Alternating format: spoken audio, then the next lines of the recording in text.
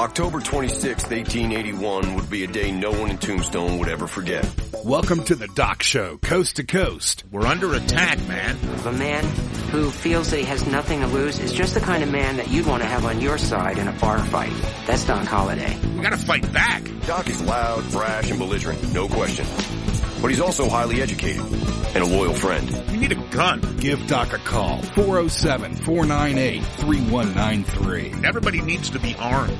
Some say we've jeopardized our own reputations by associating with Holiday, who seems to have a knack for making enemies. They're cockroaches with beards and turbans. By midday, everyone in town knows that trouble's brewing. Weeknights, 7 to 9 p.m. Eastern. Doc Holliday is an interesting cat. Basically walks into every saloon and says, I got a map on my face and 3 openings if you want them. Doc, Show, Orlando. Often imitated, never quite duplicated. Don't let progress scare you. The only way anyone could appreciate the feeling I have for Doc would be if they stood in my boots when he came through that doorway. This is the Doc Show, Coast to Coast, with Doc Holliday.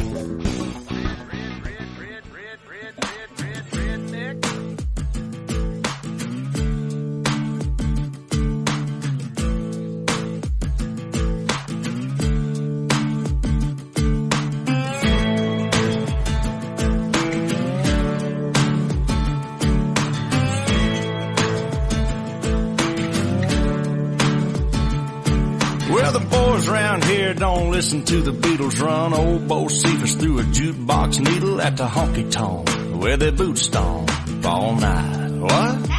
Yeah, and what they call work a digging in the dirt. Gotta get it in the ground before the rain come down to get paid. There ain't no boys around here tonight. In your four-wheel drive. There's only me. Yeah, the boys around here. The boys around here taking a break. Cold beer, talking about girls, talking about they're resting. Imagine that. That's okay, because this girl is having a lot more fun without the boy around here. Shoot it back, spit. I love that song. I said last night I miss doing Country in the Clouds, but it's just so much work. And I have like so little time on my hands lately. I don't know. I would love to bring it back for you guys. It's such a commitment. It is such a commitment. I don't know. Maybe you guys would like to bring it back. I don't know. If you showed me some love and begged me for it, maybe I would. Give a call, 407-498-3193. It is 32 minutes after the 8 o'clock hour. I am Bam Bam Sam. I am filling in for Doc tonight and flying solo. I'm always here, but I usually don't get to speak much because Doc's usually got an agenda and it takes over. So tonight was all about me and what I wanted to talk about and my thought. Chew the back spit. There you go. Thank you, Blake. Although that's so gross, but I love this song. I don't know. I like the beat of that song. Anyway, Blake Shelton, man, he's a tall glass of water. Okay. So, as I was saying, if you'd like to give me a call and join in on the conversation, my phone number is 407-498-3193. And you can also follow me on Twitter at Doc Coast to Coast. And that's with the number 2, just in case you're looking for us. You can also go to Facebook, Doc Holliday's Phoenix Rising Radio Network. And we do have a chat room. It is DocShowCoastToCoast.com. You go to our website. It's right on our homepage. You cannot miss it. Scroll down. You log in with your Facebook account, your Twitter account, any of your social media accounts, and bam, you're right there in the chat room. And I've got it pulled up. I'm in there by my lonesome. So if anybody wants to come on in and say hi, probably the easiest way for you to get questions or commentary there, because I've got it pulled up and ready to go, and it'll notify me, when there is, to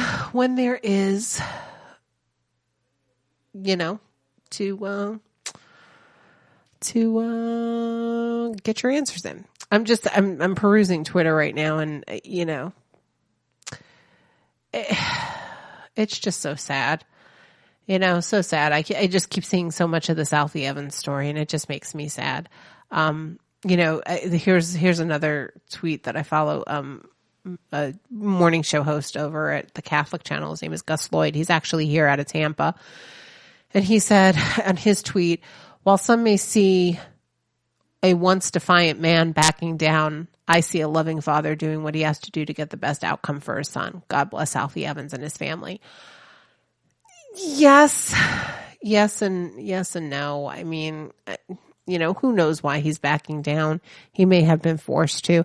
I just have no optimism coming out of the UK. And if you had listened at the beginning of the show,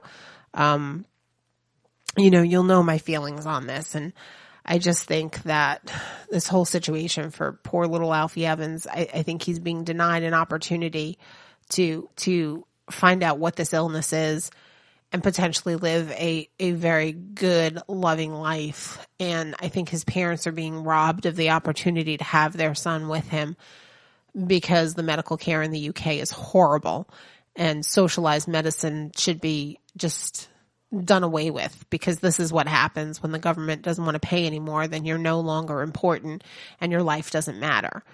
So yes, I feel very strongly about this. I'm very passionate about this, and I'm very upset about this because while I don't have children of my own and I was never afforded the opportunity to be a mother, what I do know is that to be a parent is such a blessing. And these parents love their son so much that they want to do anything that they can to try to help him find a cure or, help him get better. And to have a government step in and just block you at every angle is just terrible, because you're not God. You're not God. You don't get that right. And so I keep seeing the tweets coming. All I'm asking is, go on social media, #save Alfie Evans, and just keep them in your prayers. Just pray for a miracle. That's all you can do. That is all we can do at this point. You got to be a God-fearing person and you got to pray. Okay. So we have been hearing this probably for like the last, I don't know, what would you say, like a year? Well, how long has this been going on? Too long. Bill Cosby, America's favorite dad, right? Cliff Huxtable. I'm having a hard time swallowing this. I really, really am. So, he's been in and out of the courtroom over the past year or two, however long it's been going on. And, I don't know. I mean, everybody's got a different opinion.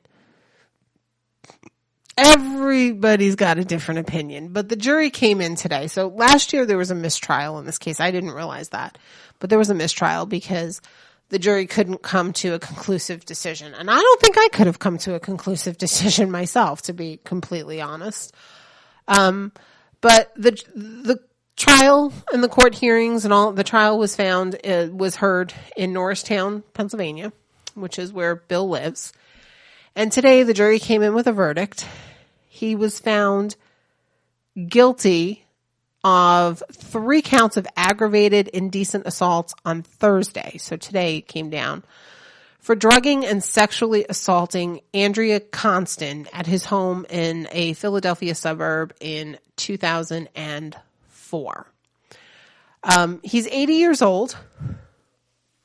Imagine you're 80 years old, your entire life and career as a comedian and as an actor, and it doesn't come up until you're 80 and on probably close to your last days. He could potentially face up to 10 years in prison on each count, but he is likely to serve them concurrently. The sentencing hearing with Judge Stephen O'Neill has not yet been scheduled, but Bill Cosby does remain out on bail. Cosby did not audibly react to his conviction, but erupted shortly after. Minutes after the verdict, prosecutors asked the judge to revoke Cosby's bail. They said he is a flight risk and he has a private plane. So again, Cosby, who did not testify in the trial and has sat quietly through the proceedings, stood up and yelled in a booming voice, "He doesn't have a plane, you asshole." Sorry, I should have given the 10-second warning for the kids. Obviously he was a little upset. He's frustrated, and I don't know if he really did what they said he did. I just don't know. But Judge O'Neill ruled that Cosby should not leave his Pennsylvania home and that he would need to be fitted for a GPS tracking device if he left the state. The verdict came a year after the previous trial, which ended in a mistrial, and a different panel of jurors they were at a deadlock. They could not unanimously agree on a verdict. This jury began deliberating on Wednesday at 11 a.m. and worked for more than 14 hours over 2 days to reach the verdict. This was the first celebrity sexual assault trial since the #MeToo movement began in the fall, and many saw it as a test of whether the cultural shift the movement has brought about would translate in court. Depending on the jury, jury selection is such a hard thing to do. I would almost bet there was probably no affluent men on the jury. I bet you it was hard to, first of all, come by. Secondly, probably shot down as much as they possibly could. I just don't think it was a juror of his peers, to be honest with you. I'm sure it wasn't. And just because you're a celebrity and you're an affluent African-American man who has made us laugh over the years and has been successful doing so, it doesn't mean you don't get a jury of your peers. So I think that's part of the problem with jury selection. You just don't know what you're going to get. The Montgomery County District Attorney, Kevin Steele, told reporters, quote, "What was revealed through this investigation was a man who had spent decades preying on women that he drugged and sexually assaulted, and a man who evaded this moment right here far too long. He used his celebrity. He used his wealth. He used his network of supporters to help him conceal his crimes." Cosby's attorney, Tom Messerow, said he plans to appeal very strongly. "We are very disappointed by the verdict. We don't think Mr. Cosby's guilty of anything, and the fight is not over." Yeah, he's going to appeal. And here's the thing.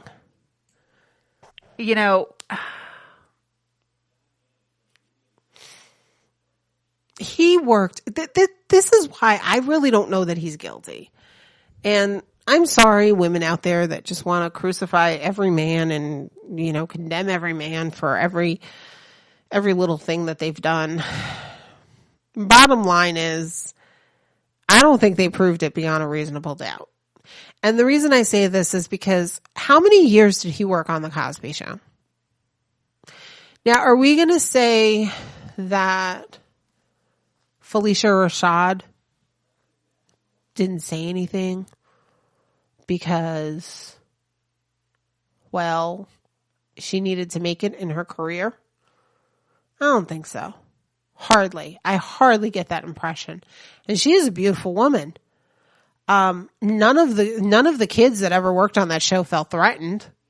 None of them ever said anything years later. It's not like, not that I believe Nicole Eager, but, it's not like, again, I look at these situations and these women that come out with these things and I'm like, okay, where are you coming from and why didn't you say it then?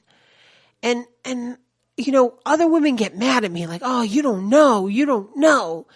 And you're right, I don't know. But I don't know because I don't think I've ever been in that situation. I don't think I've ever felt violated to a point that I knew that situation. So, you know, you're right. I don't know. But I would like to think that if something like that happened to me, that if I confided in somebody in my support system, whether it be, you know, a family member or a friend, they would encourage me to do the right thing at that moment and not wait.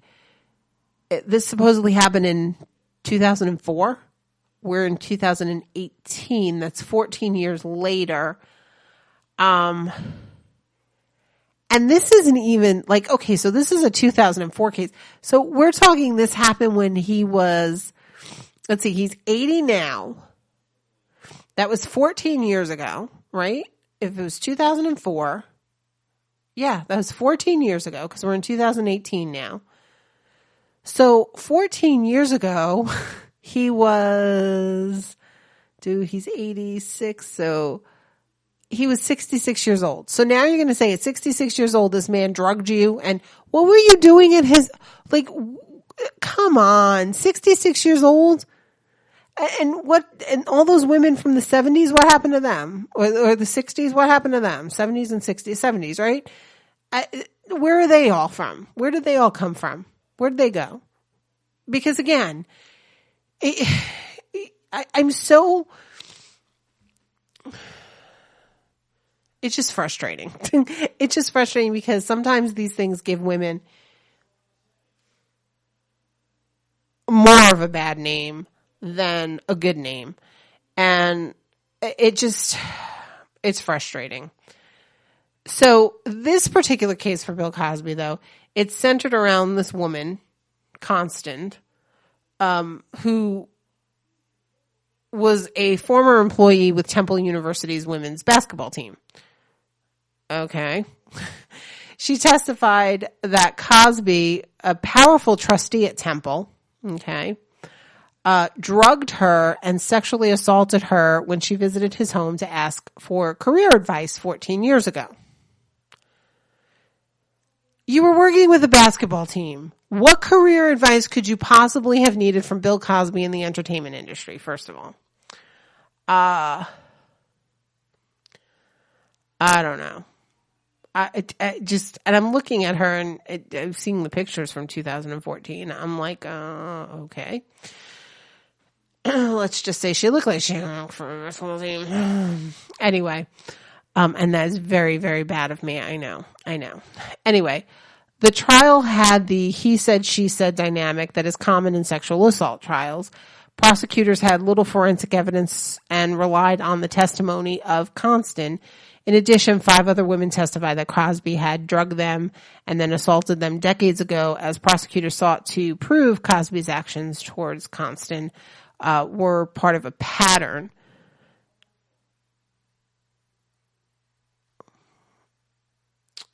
The defense team launched aggressive attacks on Constant's credibility and said that their sexual interaction was consensual. Constant was a con artist, they argued, who wanted a piece of Cosby's fortune. Maybe. Very possible. Who knows?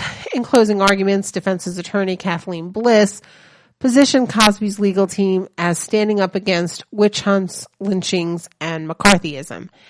After the trial concluded, Constant left through the side door in the courtroom, walking into a hallway with her arms around 2 women and a huge smile on her face.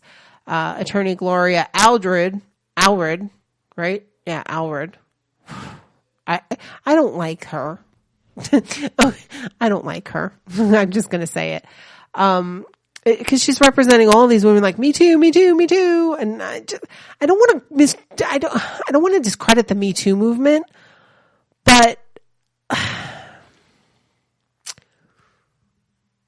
but you know what? It's just, some of it is just, it's just too much. Anyway, she said this was the happiest she's been with a verdict in 42 years. Well, oh my, that must mean that either, number one, you're not a very good attorney and you don't get verdicts in your favor, or you're just out to lynch somebody who is famous to make a point, to try to make this Me Too movement a point. And I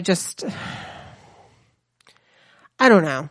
She said, we're so happy that finally we can say women are believed, and not only on Me Too, but in a court of law where they are under oath, where they testify truthfully, where they are attacked, Allred said. After all is said and done, women were finally believed. Here's the problem.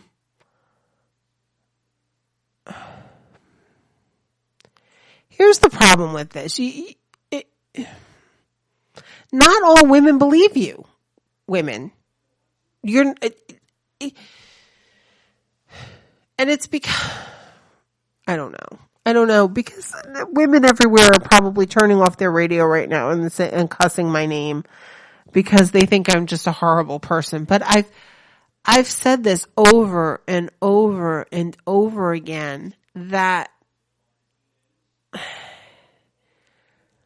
I don't know that all women tell the truth in these matters. I don't know. And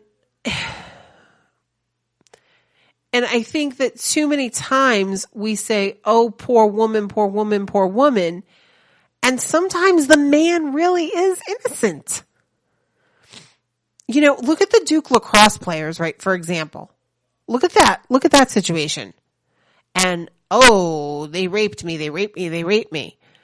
And then all of a sudden, out comes, no, I lied about it. Why? Why did you lie about it? Because they were white, Duke, wealthy lacrosse players, and you thought, let me get some cha-ching ching? What does that make you? And see, this is where I have a problem. This is why I don't jump on the go woman bandwagon. I can't do it. As a woman, I can't do it. As a reasonably prudent individual, I can't do it. Okay, I'm not jumping on the go men bandwagon. I'm not jumping on the go women bandwagon because nobody ever knows what the truth is. There's his story, her story, and then the truth. But again, I go back to the Duke lacrosse situation. Those girls, strippers, whatever they were, potentially ruined those boys. They did. They tainted those boys' reputation. And it was a lie. It was a lie. An outright lie. You got a black girl who was coming in working as a stripper, and she says, oh, the rich white boys raped me. Outright lie. Ruining those boys' lives. Potentially their future. Hopefully it hasn't. But how am I supposed to respect that girl? How am I supposed to say or believe anything she ever says again?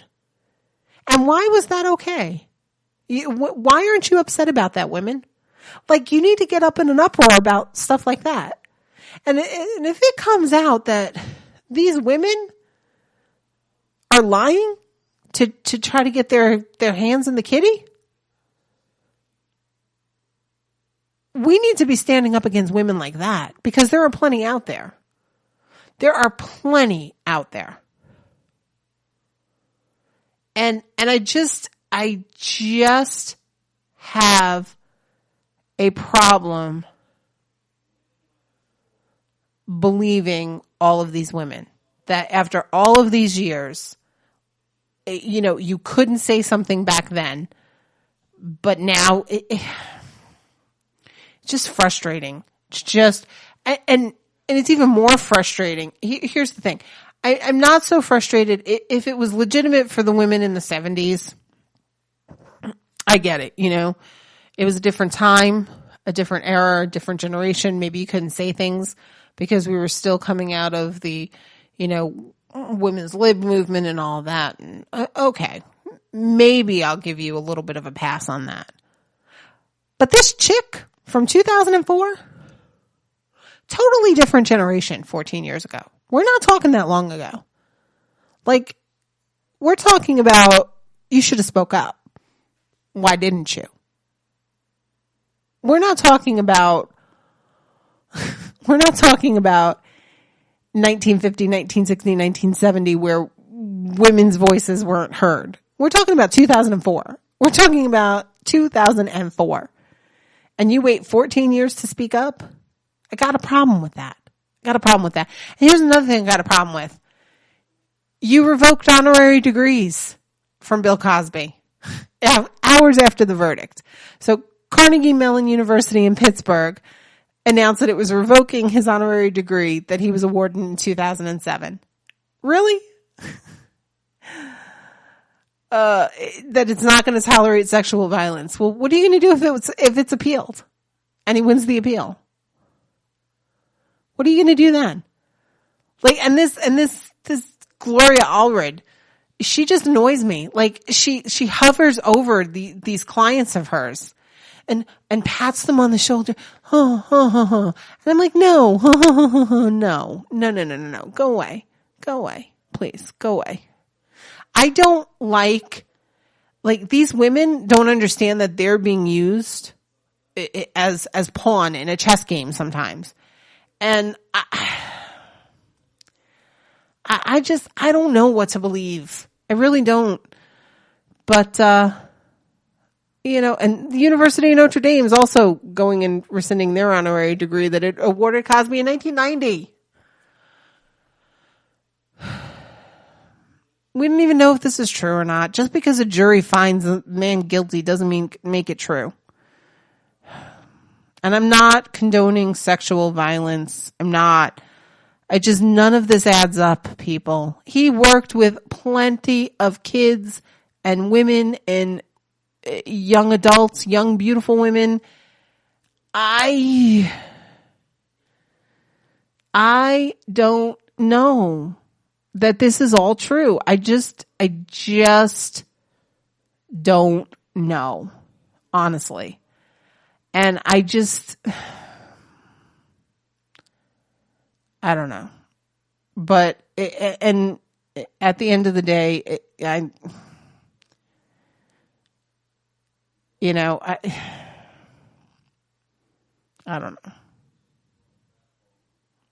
I don't know what to think. I really don't. But I think it's sad. I think it's sad. The man's 80 years old, I don't know. I really don't know. I really don't. And, women everywhere are probably cussing my name right now saying, you're an idiot. How dare you not support fellow women? But you know what?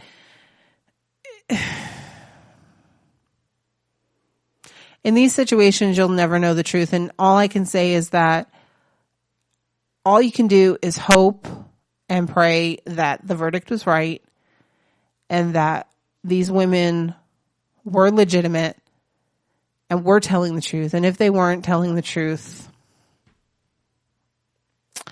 and they were trying to do it for a different reason,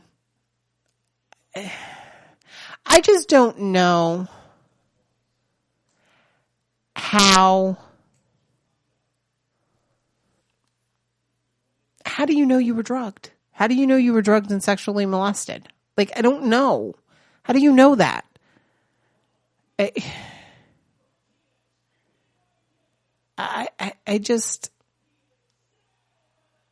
don't know. Just a sad state of affairs that we're in. And I guess it's really hard to make a judgment call on it. And it especially in this he said, she said venue of things. And you just, like I said, you just gotta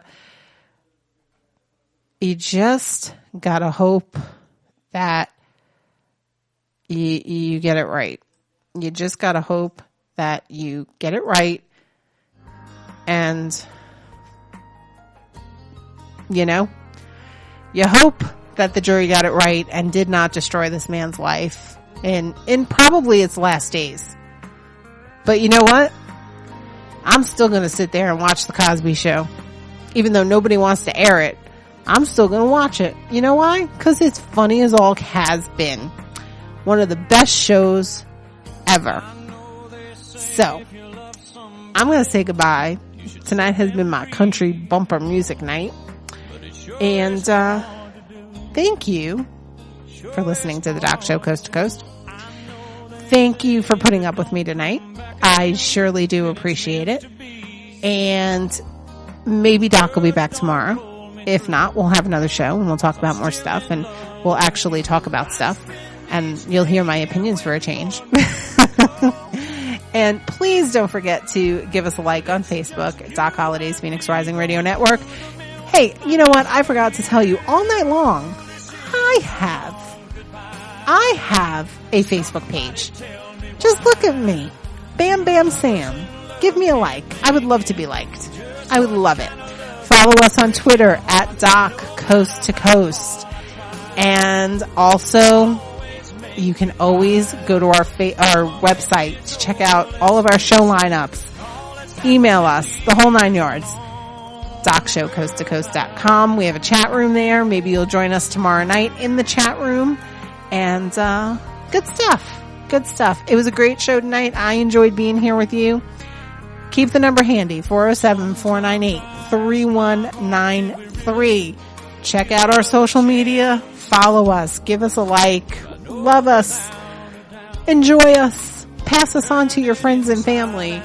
And, yeah, so we'll see. Maybe Doc will be back tomorrow. Maybe he won't. Who knows? But either way, I will probably be here. And it will be good times. Good times. And hey, don't forget, hashtag Save Alfie Evans. Say a prayer for him and his family and ask God for a miracle. It has been great being with you tonight. I'm Bam Bam Sam. We will catch you on the rebound. If you missed any minute of tonight's show, you can go ahead and catch it tomorrow morning, 7 a.m. Eastern Time, right here on the Phoenix Rising Radio Network. No matter how hard I try, I always make you cry. Come on, baby, it's over, let's face it. All that's happening here